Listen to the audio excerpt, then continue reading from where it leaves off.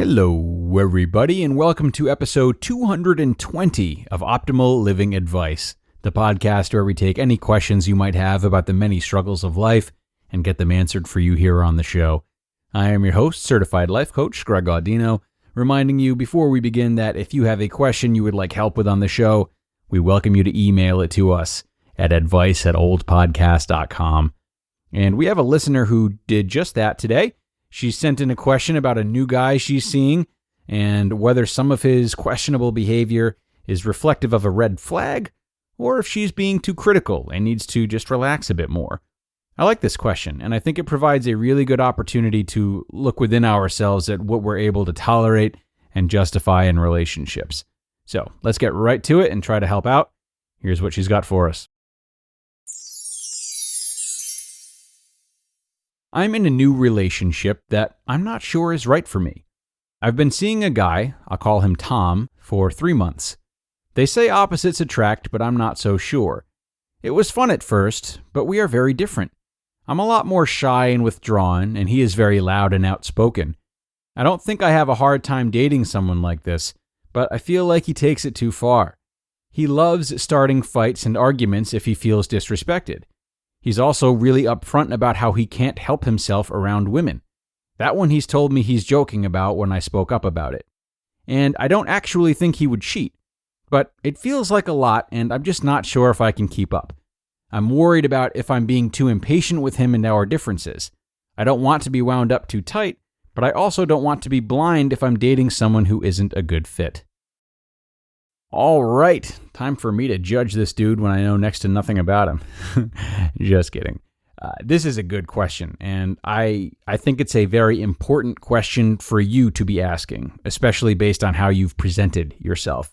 It seems to me that it's about time you start asking more questions like this one and exploring the possibility of being who you are, not changing for those who aren't good matches in your life. What do I mean? Well, you admit to being shy and withdrawn, which are not bad qualities, but they do tend to be more passive qualities. Then you go on to describe differences between you and this guy and behavior of his that you clearly find unacceptable, yet you're still wondering if you're the one that needs to loosen up more. You know, it's really nice that you consider others and take responsibility for things you feel you could maybe do better, but there's a line. And how can you tell if you've crossed that line? I mean, I suppose only you can answer that question. Do you find that your natural shyness regularly puts you in this position? Being a passenger of sorts who's always ready and willing to change for the sake of keeping others comfortable? Well, if you constantly run into this type of problem with dating prospects or anyone else in your life, you'll know that as long as you keep reverting to this instinct, your problems will stay the same and that line has been crossed. So I can't speak to all that, but you do seem to have crossed the line in this scenario. And I can tell that because of how you're justifying this behavior of his. I don't know any more about him than you've told me, but he doesn't sound like a very desirable person from your description. You say he's loud and outspoken, which is an extremely polite way of glazing over issues you cited in your question and any others you might not have mentioned. This man seems to take pride in being out of control of his urges, happy to be swept away into unnecessary behavior. And unfortunately, a lot of people are like this, which only enables all of them further. I'm reminded of one particular story. So shortly before the pandemic started, I was at public hockey at the local ice rink, which is basically just a 2-hour period where anyone can come and play, and we form 2 teams and have a game. And once in a while, there is some tension, and there was during this skate that I'm referencing. 2 adults had gotten into a little tiff, and one shoved the other extremely violently, causing him to fall pretty hard into the boards. Needless to say, you don't do that at public hockey. But the guy who got knocked over wouldn't stop yelling at the other one. And he who shoved him was on my team. So I went over to the bench and I was talking to the guy that shoved him. And this guy was in a total chest-puffing frenzy, saying something like, "He's got to stop. He's got to stop. I'm like a psychopath when I get mad. He doesn't know who he's dealing with. I don't want to have to hurt him, but I'll do it if he doesn't stop." And I thought to myself how fascinating it is to see someone leverage their lack of control and misplaced aggression as a good thing and a quality they're happy to have, especially if it means teaching someone a lesson. Look, it's a very adolescent thing to take joy in this or look up to someone who is out of control and extreme and frankly selfish enough to not take time to consider others. I think the appeal is that these people don't seem to be tied down to anything, like they do what they want no matter what and are too strong for the shackles of common decency. But this is a type of worship that's really important to grow out of. And we all do it to different extents. Uncontainable outbursts of anything can be mistaken for good if we link them to supposed noble pursuits like love or protest, to name a few. We think that only true passion can break through conventionality and calmness. Obviously, this is nonsense, but it is something that most of us, all of us, fall victim to at some point.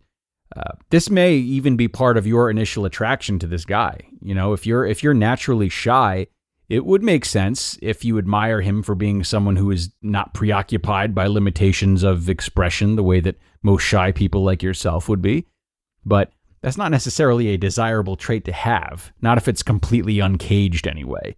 Now, so whether or not you like him because you see in him what you don't see in yourself, I just caution you to not be blind to the fact that he doesn't seem like a good partner. Again, that's given the very little information I have, though it is rather telling how you chose to describe him. There are other more important parts of a relationship to consider before that type of attraction, one of which is respect, and this doesn't seem like someone who is willing to look out for or respect your feelings if he takes pride in being out of control of his own. And maybe that hasn't happened yet in a serious way, but I have a hunch that if you're with him long enough, the lack of respect will expand past the off-kilter jokes about other women and into something worse that you might be likely to tolerate if you're not careful.